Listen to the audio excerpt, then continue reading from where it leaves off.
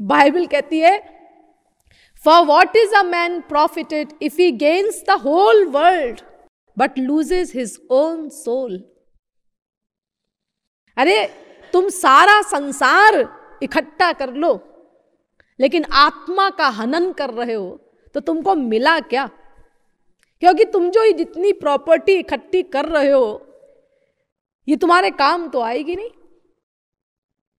ये तो यहीं छोड़ के जानी है तुमको, और किस क्षण छोड़ के चल देना पड़े इसकी भी कोई गारंटी नहीं। क्षण भंगुर है ये जीवन, रोज देखते तो हो अपनी आंखों से। ये प्रॉपर्टी तो काम आएगी ही नहीं तुम्हारे, इसके कमाने में तुमने जो 420 की है, मक्कारी की है, उसका दंड भोगने के लिए नरक में जाना पड़ेगा, वहां घोर यातनाएं सहनी पड़ेंगी तुमको। क्या लाभ हुआ तुमको? सारे जीवन तुम यही कहते रहे हमारे पास टाइम नहीं है, टाइम नहीं है। प्लेटो कहता है, while I have life and strength, I shall never cease from the practice and the teaching of philosophy, exhorting anyone whom I meet and saying to him after my manner, my friend, are you not ashamed of heaping up the greatest amount of money and honor and reputation, and caring so little for wisdom, truth, and the greatest improvement of the soul, which you never regard or heed at all? अर्थात जब तक मेरे अंदर जीवन है और शक्ति है तब तक मैं स्वयं तो इस फिलॉसफी की प्रैक्टिस करूंगा ही, लेकिन दूसरों को भी उद्बोधन देता रहूंगा।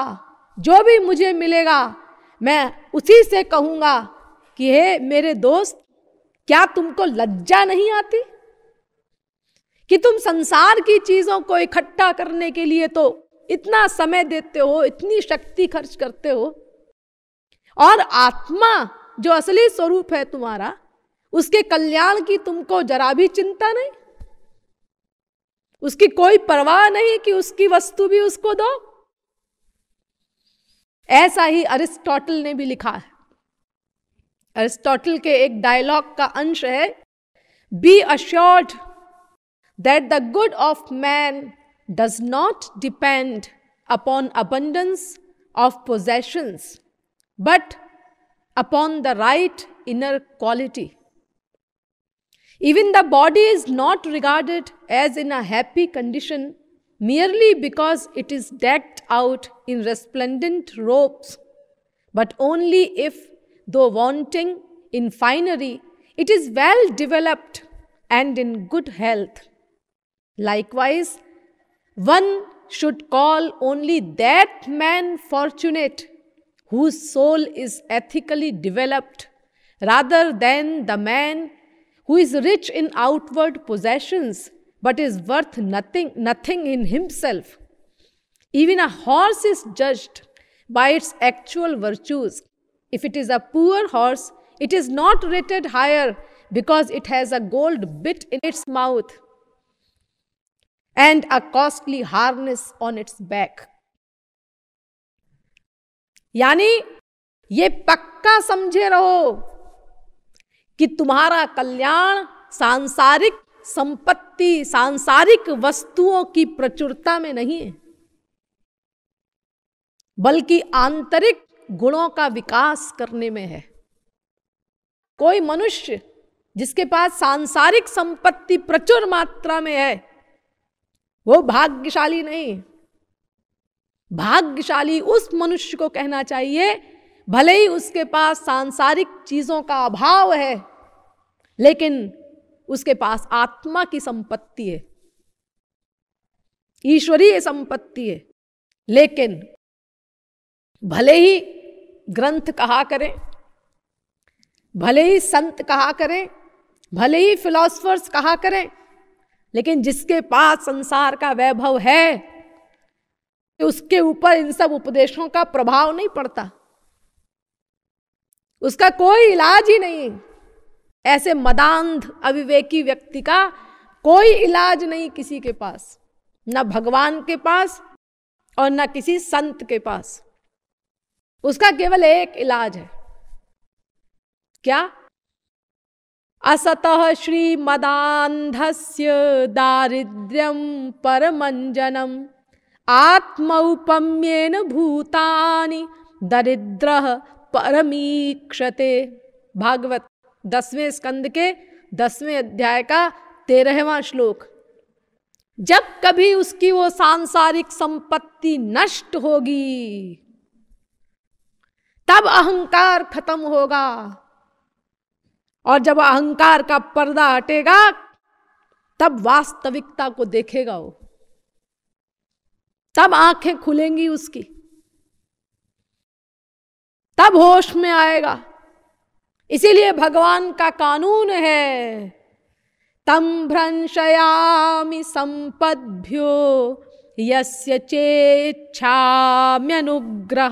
भागवत, मैं जिस पर कृपा करता हूं उसकी सांसारिक संपत्ति को छीन लेता हूं। ध्यान दीजिए सब लोग, बहुत ध्यान दीजिए इस पॉइंट पर। यहीं पर हम लोगों की गाड़ी रुकी हुई। हम लोग ये समझते हैं कि संसार का मिलना भगवान की कृपा है, भगवान जिस पर कृपा करते हैं उसको संसार दे देते हैं, ऐसा भ्रम है हम लोगों को। तभी तो वो मंदिरों में एक आरती गाई जाती है ना, उसमें एक पंक्ति आती है ना, सुख संपत्ति घर आवे। पता नहीं किसने ये आरती बनाई है, ये सारी इंडिया में गाई जाती है। कोई वास्तविक महापुरुष तो इसको बना नहीं सकता,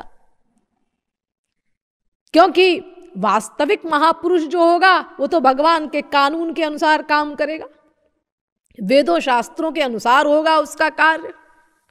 और वेद शास्त्र तो ये कहते हैं कि भगवान की कृपा नहीं है ये संसार का मिलना, क्योंकि संसार का मिलना तो जीव को भगवान से और विमुख कर देता है।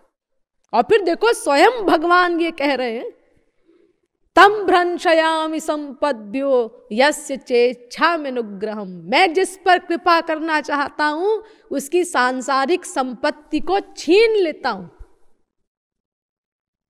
और यहां देखो क्या लिखा है इस आरती में, हाँ, इसी लाइन पर लोग बड़े विभोर होते हैं, सुख संपत्ति घर आवे, ताकि हम मंदिर कभी ना आवे। यही मतलब होगा, और क्या मतलब है? अगर यहां पर थोड़ा करेक्शन कर दिया जाए, कोई महापुरुष कर दे कि भाई ये शास्त्र वेद के नियम के अनुसार इसमें थोड़ा सा करेक्शन कर दो, जो भगवान का कानून है उसके अनुसार, यहां लिख दो कि सुख संपत्ति सब जावे, तो फिर देखो एक भी आरती ना गावे।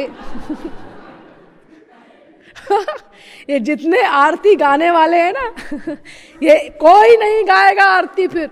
अरे भैया बड़ी खराब आरती है ये तो, हाँ, हम तो भाई आरती के पहले ही चले जाएंगे मंदिर से। यानी हम लोग ये समझते हैं कि संसार मिल जाए हमको, ये भगवान की कृपा है। और भगवान कहते हैं नहीं, मेरी कृपा ये है कि संसार तुम्हारा नष्ट हो जाए, ताकि तुमको कोई पूछे ना। एक सेठ जी हैं, चारों तरफ से लोग उनको घेरे रहते हैं, डॉक्टर साहब, एक बैरिस्टर साहब, एक मास्टर साहब, तमाम लोग अपना घेरे हैं। और कितनी ही मूर्खता की बात करे वो सेठ, अपड़ गंवार, ना समझ, ब्लॉक हेड। लेकिन साहब, अरे सेठ जी वाह वाह, आपने भी क्या बात कही, 16 आने ठीक बात कही। अब वो ना समझ सेठ समझता है कि वाकई में मैं बड़ा काबिल हूं। अब कल को उसका दिवालिया निकल गया, अब जब दिवालिया निकल गया तो ये सारे टर गायब हो गए, मास्टर भी, बैरिस्टर भी, डॉक्टर भी, अब कोई नहीं आता। सेठ जी बैठे हैं और सामने से डॉक्टर जा रहा है, देखता भी नहीं उस तरफ। तो सेठ जी ने आवाज दी, अरे डॉक्टर, वो तुम्हारी भाभी साहब बीमार हैं, जरा उनको देख लो। मेरे पास टाइम नहीं है, मुझे जाना है। टाइम नहीं? अरे तुम तो बिना बुलाए रोज हमारे यहाँ आते थे, 1-1 घंटा बैठते थे, गप करते थे, और आज कहते हो टाइम नहीं। हाँ सेठ जी, तुम बड़े भोले हो। तुम समझते थे कि हम तुम्हारे लिए आते थे। अरे तुम्हारे लिए नहीं आते थे, हम तो वो पक्षी हैं कि पेड़ में फल लगे तो पक्षी बिना बुलाए आए, चहचहाए, फल खाए, फल खत्म हो गए, पक्षी उड़ गए, अब कोई बुलाए वो नहीं आएंगे।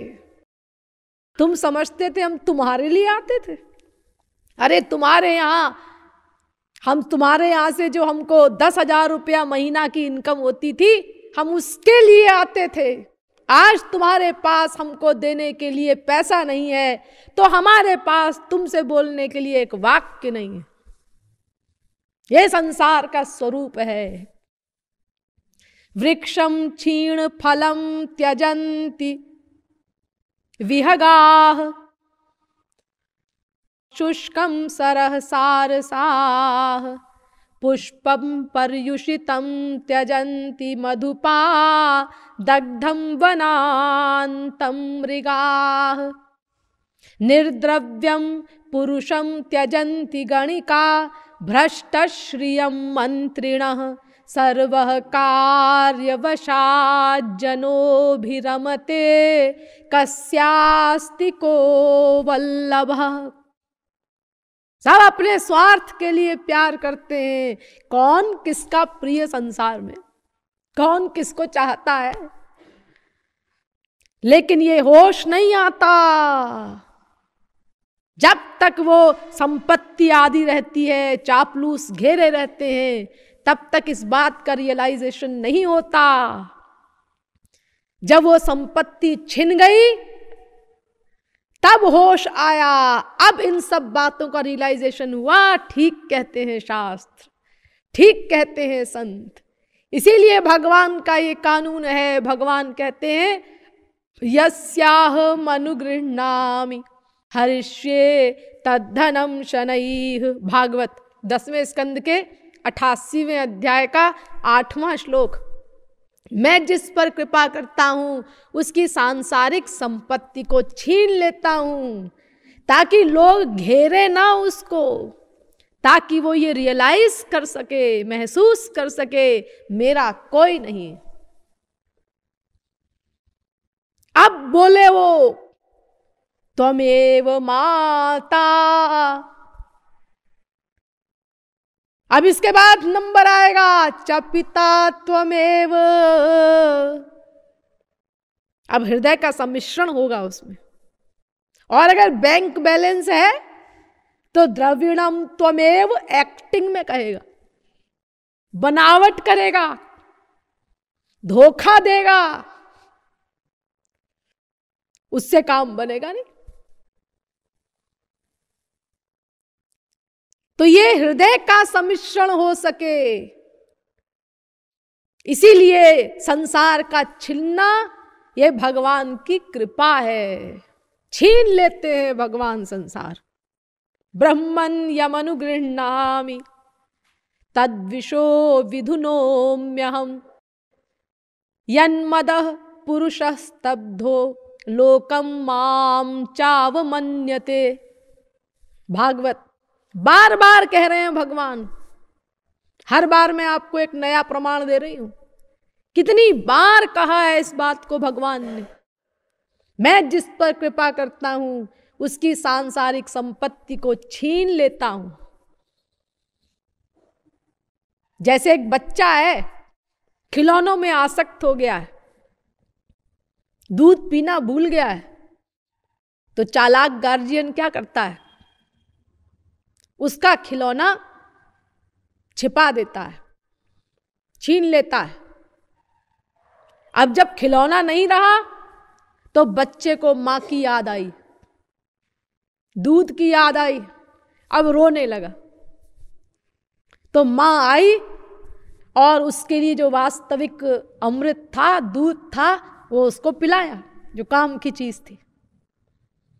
तो ऐसे ही जब तक हम अपनी उस स्पिरिचुअल माँ को रोकर नहीं पुकारेंगे, आर्तनाद से नहीं पुकारेंगे, तब तक कोई जंत्र मंत्र तंत्र तरकीब दांव पेच ये सब कोई काम नहीं देगा भगवान के यहाँ। लेकिन सांसारिक संपत्ति के रहते हुए ऐसा नहीं हो पाता।